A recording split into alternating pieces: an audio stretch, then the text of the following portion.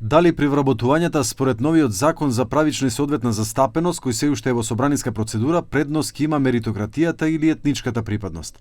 За ова во емисијата Клик Плюс говореше пратеникот на Влен Аднан Азизи, кој повикувајќи се на Венецијанската комисија, рече дека било побарано да не се нарушуваат принципите на меритократија, компетентност, интегритет и професионалност. Tash kur thuse akcenti në bazë të nëse e lexojmë si thon kështu në mënyrë sipërfaqësore ligjin thua vihet te meritokracia dhe jo te përfaqësimi etnik.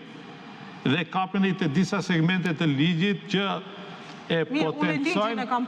potencojnë domethënë punën e meritokracisë. Po në fakt përfaqësimi etnik duhet të rregullohet apo përcaktohet me metodologjinë e cila do duhet cilët të miratohet 6 muaj mbas miratimit të ligjit. Ati duhet bëhet planifikimi i punësimit, shpërndarja e punësimit dhe operacionalizimi i ligjit në mënyrë efikase se ku mungon përfaqësimi i shqiptarët, në cilët institucione dhe si arrihet në kohë optimale. Këto do e përcaktoj metodologjia? Po, metodologjia e përcakton për të arritë në kohë optimale për t'i realizuar, domethënë, edhe avancimet edhe punësimet në bazë të numrit dhe regjistrimit që kanë shqiptarët bazë të regjistrimit të fundit. Објаснувајќи со практичен пример, Азизи рече дека доколку за едно работно место конкурираат македонец и албанец со исти квалификации и знаење, поради позитивната дискриминација, предност треба да му се даде на кандидатот албанец.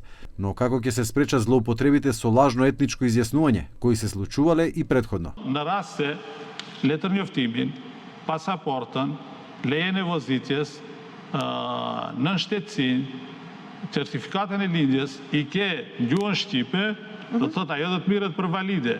Kush do i verifikojë institucionet? Institucionet e kanë për obligim bëjnë kryqëzimin dhe verifikimin e personit i cili aplikon në emër të një etniteti. Dhe në rast se, do të thënë, ja mekanizmi se thunë nuk ka masa ndëshkuese sanksione.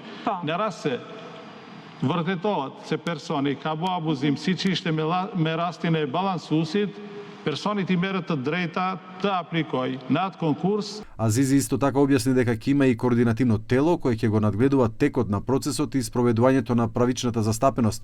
Тоа тело ќе биде составено од првиот заменик председател на владата, експертска група и министрите кои се најдиректно вклучени во вработувањето во јавната администрација. Народниот правобранител ќе има обврска да подготвува редовни извештаи, доколку се утврди прекршување, институцијата што не ја почитувала правичната застапеност ќе сноси одговорност, а како мерка може да следува и разрешување на раководното лице.